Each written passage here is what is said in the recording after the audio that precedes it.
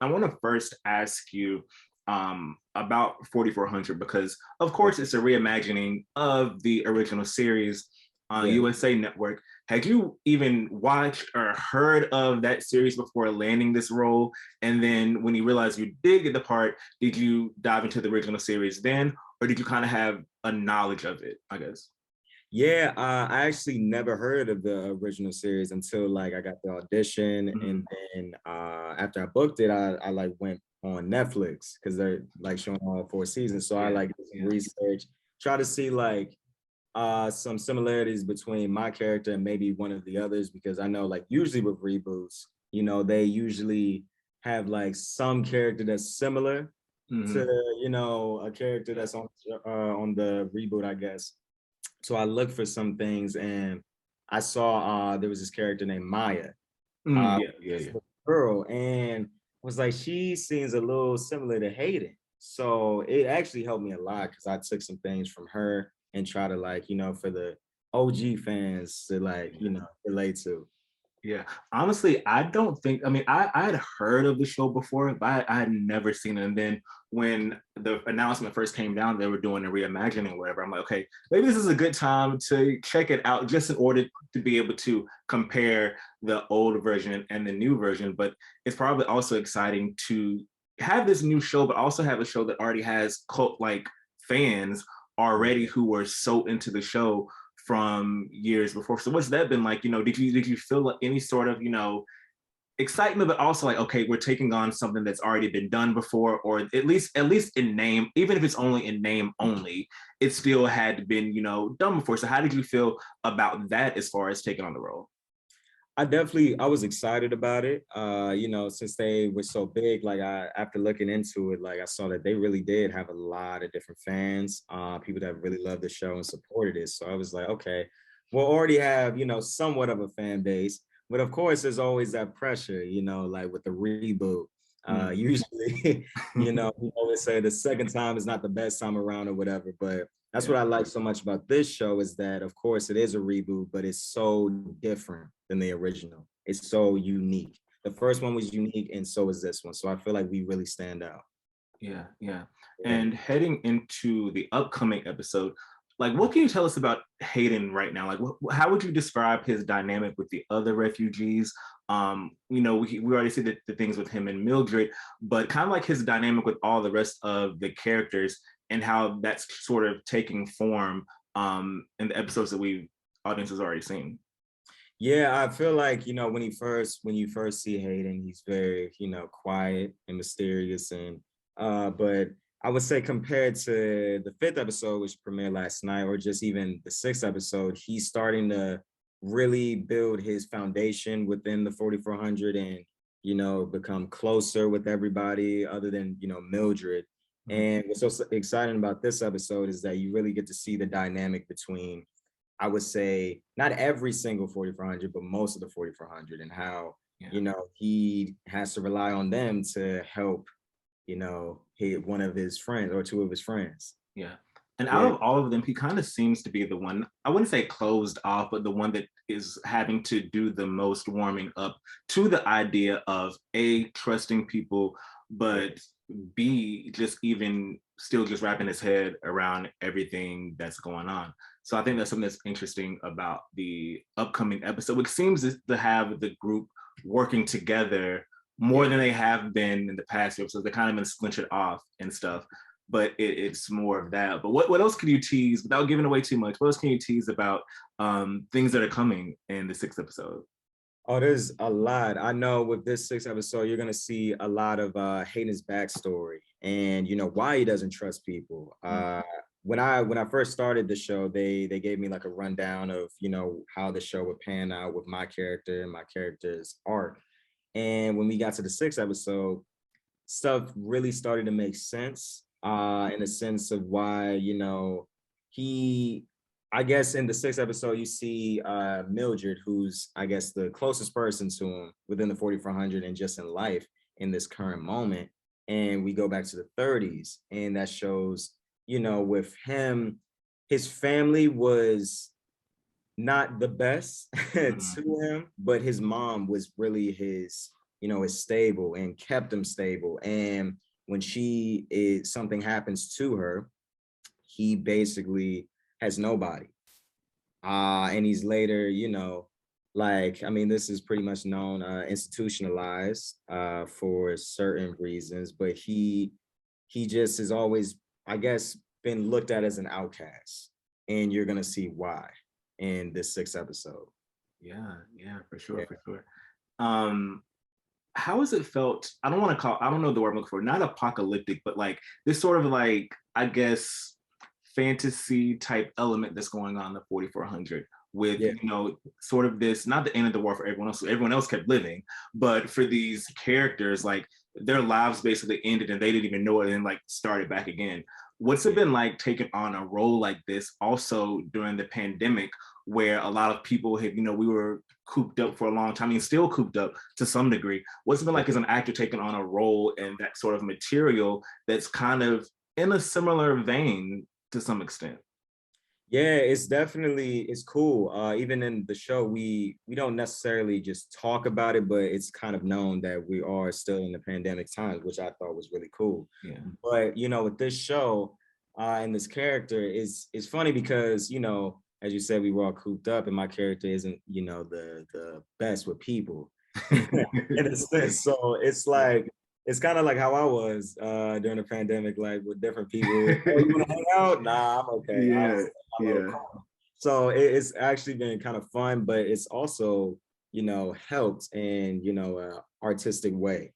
Mhm. I Yeah. will say I like how the show doesn't kind of like beat you over the head with the fact that it's addressing the pandemic, because some shows, like right when it first started, it was like masks, and it's like now it's like as things are back to normal, it's like, okay, is it going back to normal on the TV show? It's just like it's very subtle in 4400. Like you understand they say it's happening, you'll see a mask from time to time, but it's like it's nothing where you have to like untangle out of because it's been like so deeply enforced in the storyline. So I think Yeah, cool. yeah.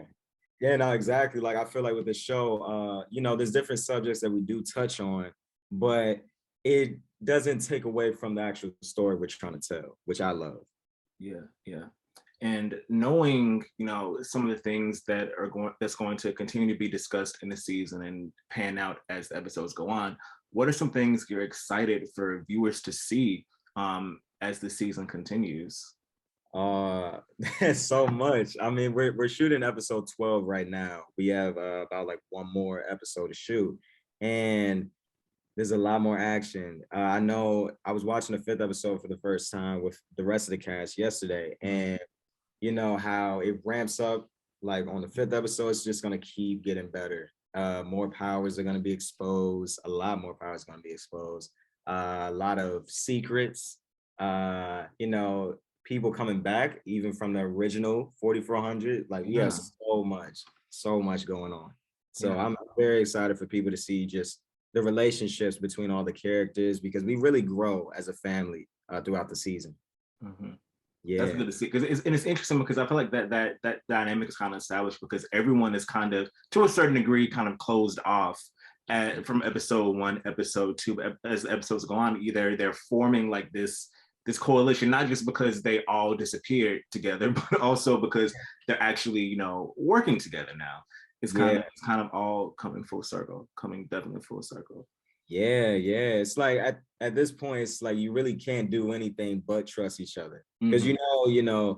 you're fighting pretty much the system for the Yeah. most part. But you see people like Jarrell, and then warming up to Keisha now. Mm-hmm. Like you start to see people that are actually trying to help you, and it's like, okay, we got nobody to really trust, so we got to bring these people in. So Yeah. yeah. And before we go, I also want to ask, how did you feel about the impact of Colin in Black and White coming out and that powerful message? I mean, I feel like there's even a little through line to 4400 because, a lot of shows, I'm thinking about X-Men too, just shows that have kind of like used sci-fi and fantasy as illusions for discrimination and prejudice. We've seen that already in the 4400 about how some people they feel some type of way and discriminate towards this group of people, and that's kind of like an illusion in parallel to real life. So what's it like working on a powerful project like Colin Black and White coming out at a time where, you know, in society we're talking about these issues so much more. Yeah, honestly, I feel blessed. I was talking to my dad and my grandma yesterday about it, just how I feel really blessed to be a part of these projects that are really pushing the boundaries with different conversations that, people try to avoid. And, it's not like we're just being like, oh, we're forcing down your throat, but it is conversations that need to be had or need to, be said. Because, in this world, I feel like, I mean, I see it all the time on Twitter, just even with the 4400, you see people that are like, this is too provocative or political. Yeah, And it's yeah, like a lot of people, and I've noticed that when it gets to human rights, it's like that's too political. yeah, Oh, it's yeah. like I feel really blessed to be a part of just telling stories that, mean so much more than just a sci-fi show or, Mhm. a football show. It Mhm. means so much more and it's so much more to life. Yeah, yeah, and it's interesting you say that because I was looking at something related to the show on YouTube, and I was just like scrolling through the comments, and one of the Yeah. comments was like, "Oh, it turned bad guy white cop real quick," and I'm like, for you to say that about the show that's not even it's not inherently about race. Like it's a predominantly black cast. You can Yeah. make allusions to the fact that it's sort of parallel to the race in our country right now, but it's not about that. So it's just people are already gonna like take those preconceived notions. Probably someone who probably hasn't even watched the show, but just looked at the trailer and is like, "Oh, I see black people, I see cops, bad, good, whatever," and think that they know about the show. But it's kind of, I think that that's something that comes with doing powerful, impactful art too. At the same time, I think. Yeah, no, I definitely agree. I've seen a lot, I've seen a lot of that. But I know with this show, it's like, you know, anyways, in general, like whenever people see, black people in a cast and then they see like one police officer, they automatically assume like, Yeah, oh, yeah, but with 4400, just with us, we're actually telling just stories and we just so happen to be black. yeah, And I feel like that's what's so interesting about this show, because I know with the original, it was predominantly white and it told white stories, but we hear white stories a lot. So with yeah, this, talking about black stories that isn't related to, slavery or gang banging, and it's just talking about just regular black people from the 50s. I'm from the 30s. Dr. Andre is from the 20s, just all over time.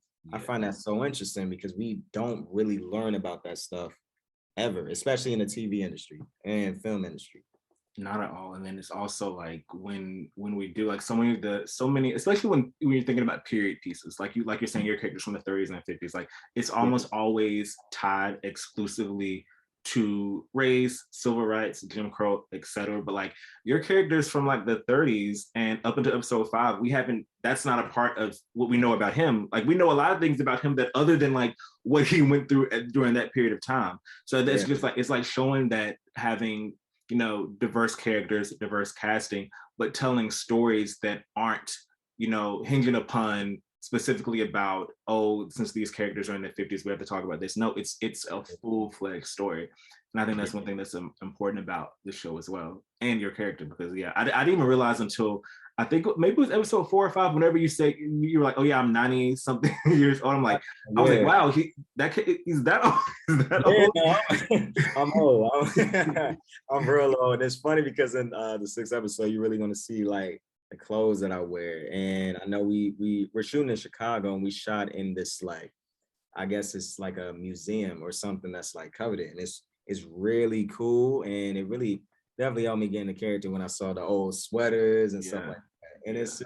it's so cool just how we're just playing just people instead of playing characters. Like I always say this, like with this role, what I love so much about it is that I really feel like I'm playing like an actual person and I get to dive into different things. I know with Hayden, he suffers from a lot of trauma. And it's like, I'm not doing like these, I don't have these intentions of, like doing it just to tell a little thing for the show. I Yeah, want to yeah, actually help people that are actually dealing with that, and even different people in the show like Dr. Andre. Like I feel like people can relate to him because I mean, even in the 20s, even now, like we're in the 2021 and people still, Black people, a lot of Black people aren't really getting credited for things that they do, their Yeah, work and stuff like yeah, that, even to this day. And I feel like that's so important to talk about. yeah. Yeah, definitely a conversation starter. That's for sure. Lots of conversation starters within the Yeah, show, and a lot of things for people to talk about. But yeah. that's all I have. I appreciate you so much for taking time out of your day, and we'll have our piece up about your episode ahead of the premiere. And thanks so much, and have a great Thanksgiving. Thank you. You too. Thank you. Enjoy.